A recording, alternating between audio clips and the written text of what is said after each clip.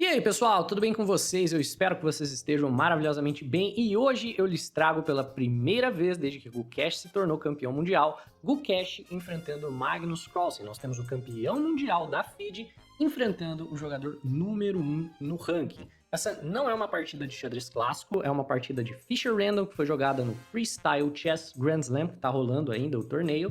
E se você quer ver o Magnus enfrentando o Gukesh nas partidas clássicas, você infelizmente vai ter que esperar até maio, que é quando nós teremos o Norway Chess. Ainda assim, é um confronto altamente esperado, eu tenho certeza que todo mundo quer ver no que deu essa daqui. Então, bora começar dando uma olhada na posição antes da gente começar de fato a análise da partida.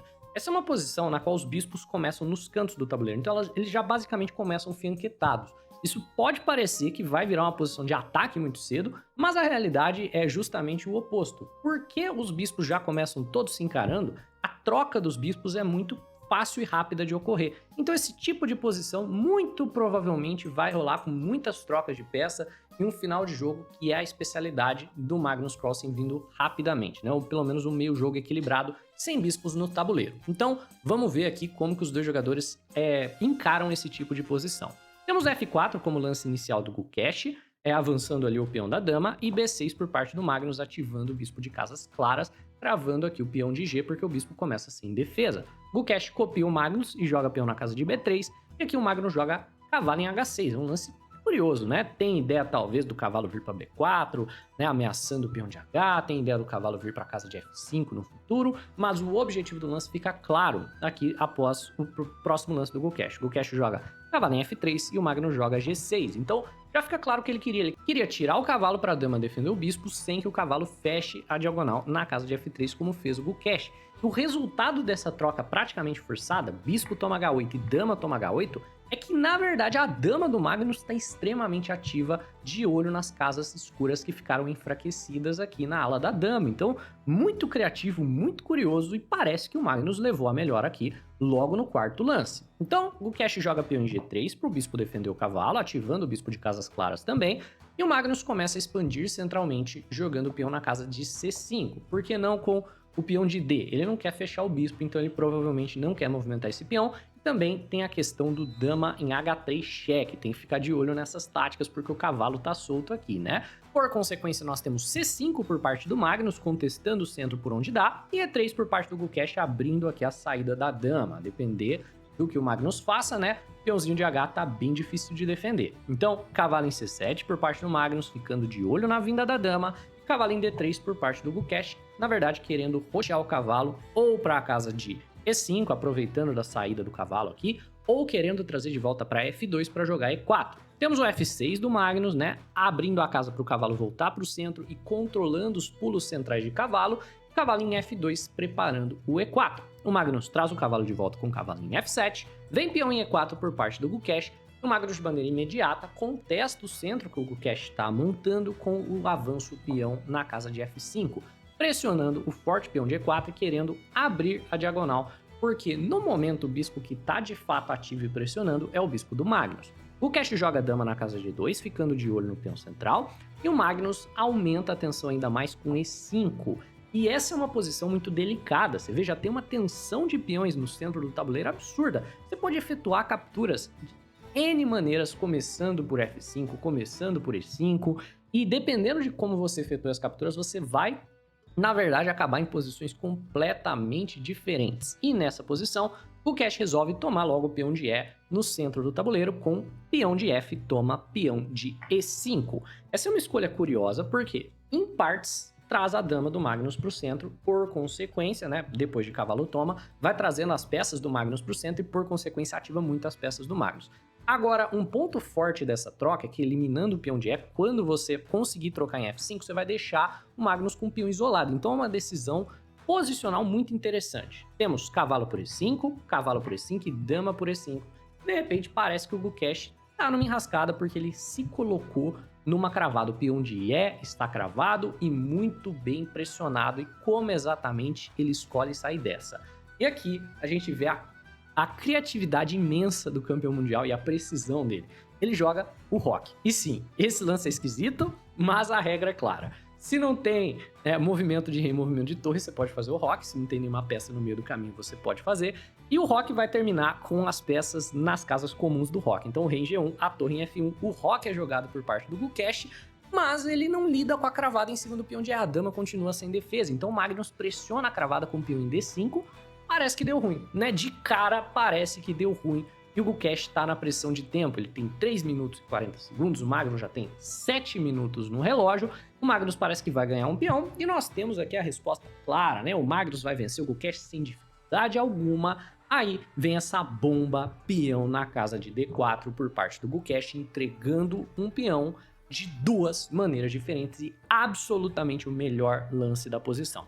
Vamos lá, se você joga o lance cavalo na casa de D3 com tempo na dama, a dama pode sair com cheque. Então, olha que inteligente foi o Gukesh por jogar o D4 primeiro. Ao jogar o D4 primeiro, né, se você tomar de peão, você bloqueia a casa para a dama. Então, nós temos cavalo em D3 por parte do Gukesh, sendo um lance possível, ameaçando a dama. E quando a dama sai para qualquer casa, o peão pode avançar. E nós temos agora um peão passado, o bispo pressionando esses peões dobrados e isolados no centro do tabuleiro. Então, esse sacrifício de peão, se for aceito com um peão, vai ter essa continuação. E se o Magnus aceitar o sacrifício de dama? Aí o Gukesh vai ter a possibilidade, né, saindo da cravada, e foi justamente o que foi jogado, de capturar o peão de F. Lembra que eu falei que ele tomou o peão de E5 para poder tomar o de F, deixando o Magnus com uma fraqueza, com o peão isolado? E depois ele tem as colunas abertas para trazer as torres. Então torre em D1, com tempo na dama, e de repente o peão que está sob pressão, na verdade os peões que estão sob pressão, são os peões do Magnus Carlsen. Ao custo baixo de um único peão que ele vai recuperar no futuro, o Gukesh joga uma sequência simplesmente absurda e o Magnus está com dificuldade. Ele joga dama na casa de G7 e temos de cara cavalo na casa de H3, liberando um ataque ao peão de F. Ó, o peão está isolado, está fraco. Torre em F8 defendendo, C4 atacando agora o peão de D, que também está fraco, também está difícil de defender. Então, o Magnus, curiosamente, escolhe defender o peão de D. Como? Roque longo. O rei nem se mexe, ó. O roque longo é assim. Simplesmente a torre atravessa para a casa de D8 por conta das regras aqui dessa modalidade. Então, o Magnus defende o peão que está pressionado na casa de D5. Aqui, o Gukesh joga cavalo na casa de F4, pressionando o peão mais uma vez. E nós temos torre em 8 com tempo na dama, que vai para a casa de D3, onde ela novamente aumenta a pressão no peão de F5. Finalmente, o Magnus resolve devolver o peão, né? Porque o Gukesh tinha entregado um peão, estava com um peão a menos. Ele avança o peão de D4 e nós temos aqui a troca dos bispos. Bispo toma A8 e cavalo toma A8, seguido por dama toma F5. Então, aqui nós temos logo um final de jogo. É um final de jogo profundamente desbalanceado, porque o Magnus tem um peão passado defendido, no entanto ele tem um peão isolado na coluna H, e o Gukesh tem essa maioria de peões. Esse 2 contra 1 é forte para tentar gerar um peão passado. O Magnus oferece uma troca de damas, e normalmente o raciocínio seria: olha, eu tô jogando contra o Magnus, eu não quero trocar damas, porque é o Magnus, né? Se trocar damas, ele vai me vencer no final de jogo onde ele tá superior. Na verdade, às vezes ele tá até pior e ele me vence no final de jogo, que é a especialidade dele. Fora que eu quero manter damas no tabuleiro porque ele tem um peão passado, eu quero manter damas no tabuleiro porque o meu rei tá mais seguro do que o dele, então a minha dama provavelmente vai fazer um trabalho melhor de ficar assediando o rei e as peças com cheques, só que o Gukesh quer se provar. O Gukesh não quer fugir do Magnus Carlsen na especialidade dele, ele quer jogar o final de jogo contra o Magnus Carlsen, então ele troca damas e depois de torre por D7, joga cavalo em D5, já de imediato ameaçando cavalo em F6, aqui um duplo que vence material.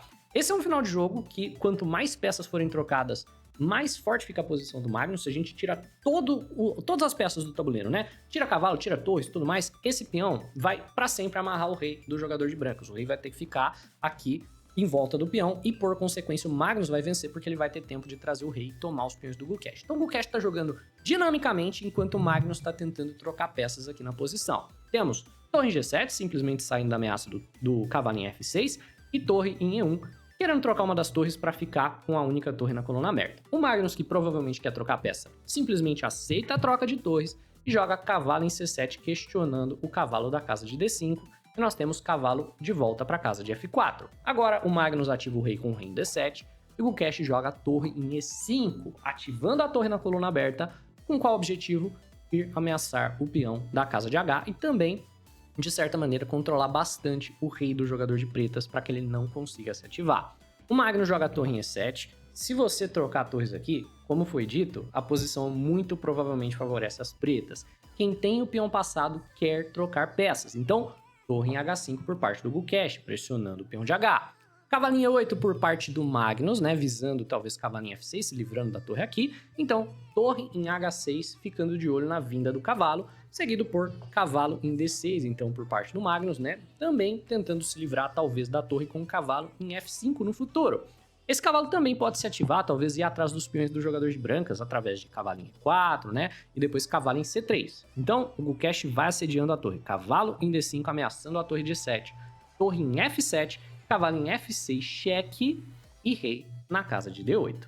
E nessa posição, nós temos a possibilidade, por parte do Gukesh, aparentemente aqui, de ganhar um peão, né? O que acontece se cavalo toma H7? Aqui o problema é que a torre agora tá basicamente amarrada na defesa do cavalo. O Magnus jogaria, por exemplo, o cavalo em E4 e começaria a correr o peão. Então, por exemplo, torre em H5, torre em D7, eu vou simplesmente correr o peão e você não tem nenhuma boa maneira de lidar com essa ameaça. Por consequência, o Gukesh, ao invés de capturar o peão, decide pôr cavalo em F5. E será que nós teremos uma repetição de lances com o rei na casa de D7? Será que é isso que o Magnus vai jogar? Porque é basicamente o que o Gukesh está propondo. Só que não, cavalo em F5, expulsando a torre daqui. O Magnus não quer o empate de maneira nenhuma. Os dois jogadores claramente têm algo a provar, porque a posição provavelmente está empatada. Torre em E6 por parte do Gukesh, tomando a coluna aberta então. Rei em D7, tira a torre dali e volta para a casa de E2. E aí vem rei em D6 por parte do Magnus, atacando o cavalo, né, e preparando talvez a ideia do B5. Nessa posição, o Magnus tem todas as peças muito bem ativas e tem a questão de como que o jogador de brancas vai ativar o rei dele. Aqui talvez você volte cavalo, mas o Gukesh decide por torre em F2 para poder, né, ativar o rei sem entrar num cheque descoberto, ao mesmo tempo também cravando o cavalo da casa de F5. Enquanto esse cavalo puder voltar defendendo a torre, com um lance como cavalo em H6, um lance como G4 não está sendo ameaçado. Então o Magnus joga B5, e aqui agora o efeito Magnus está ativo, né? Porque depois desse lance B5 você não pode tomar, porque senão vai cair o cavalo. E nós temos a ruptura da cadeia de peões, você vê? O B5 vai deixar o Gukesh com um peão fraquíssimo na casa de C4, muito difícil de segurar. Rei F1, B por C4, B por C4, e agora o Magnus tem um peão muito claro que ele quer atacar, sendo o peão de C4, e nós temos a abertura da coluna B, que é mais um lugar para os dois jogadores jogarem. Então, visando logo ameaçar a fraqueza que ele gerou, o Magnus joga rei em E5, liberando a casa para o cavalo voltar. Então, o cavalo em D6 já vai vir ameaçando o peão, ofertando troca de torres. Ao mesmo tempo, com o cavalo defendido, você pode trazer a torre para a coluna B. E o Gukesh joga rei na casa de E1, trazendo o rei também. Cavalo em D6 vem ofertando uma troca de torres e ameaçando o peão de C4, e o Gukesh encontra a única defesa possível que mantém a posição igual, o lance extremamente preciso, cavalo em F4, pendurando o peão? Não, claro que não. Se o cavalo tomar o peão, a torre fica sem defesa, cavalo em D3 cheque seria uma vitória por parte do jogador de brancas. Então, cavalo em F4 ao mesmo tempo, né, defende o peão da casa de C4, como também ameaça aqui um lance fortíssimo, cavalo em D3 cheque. Então, o Magnus joga torre na casa de C7, que parece uma simples defesa do peão de C5 para esse cheque cavalo em D3, mas não é. Na verdade, ele está tirando o recurso das brancas e renovando a ameaça de tomar em C4. Gukesh joga torre cheque, temos o rei vindo para a casa de F5, e agora vem o erro fatal da posição do jogador de brancas. Ele joga cavalo em D5, ameaçando a torre do jogador de pretas, acreditando que nessa posição o lance viria com o tempo. Então, o que o Gukesh está esperando é que o Magnus vai ter que tirar a torre e ele vai ter tempo de armar uma defesa ao peão de C4. Só que o Magnus tira a torre para a casa de B7. E nessa posição, se você simplesmente for tentar defender o peão da casa de C4, com um lance como, por exemplo, torre na casa de C2, você vai encontrar o problema do D3 avançando. Esse peão vai avançando e a posição é indefensável, como você vai descobrir. O Gukesh, então, joga peão em H3, tentando pelo menos ficar de olho na infiltração de rei. E você imagina, beleza, o Magnus ganhou, vai tomar um peão. Mas não, cavalo em E4, cortando casas do rei, ele não está interessado no peão. Ele está ameaçando cheque mate no próximo lance. G4 cheque, rei em E5, ter uma ameaça clara e simples de checkmate em um lance. Então, o Gukesh joga rei em F1, saindo da ameaça do mate, entrando no duplo de cavalo, e você imagina o Magnus vai só dar o duplo de cavalo e vai ganhar de maneira simples, né? Ganhando material. Não, D3, chuta a torre daí. Cortando a casa do rei também. Torre em E1, rei na casa de D4, e nessa posição o Gukesh abandona, e ele abandona porque o peão vai avançar e não vai ter nenhuma maneira de parar a promoção dele, né? O Gukesh abandona porque nessa posição, vamos dizer que ele joga qualquer lance aqui, né, que seja natural, talvez torre na casa de D1, vai vir o lance torre em F7 cheque, forçando o rei a sair, depois vai vir o avanço do peão apoiado pelo cavalo, depois o rei expulsa a torre daqui, e não tem absolutamente nada que você possa fazer para parar o plano do Magnus, que vence o primeiro confronto brilhantemente contra o campeão mundial. É isso, pessoal. Eu espero que vocês tenham curtido essa linda partida aqui por parte do Magnus e do Gukesh. Eu espero que você tenha aprendido algo de novo. Se sim, deixa o like no vídeo, se inscreve no canal. Um abraço e até a próxima.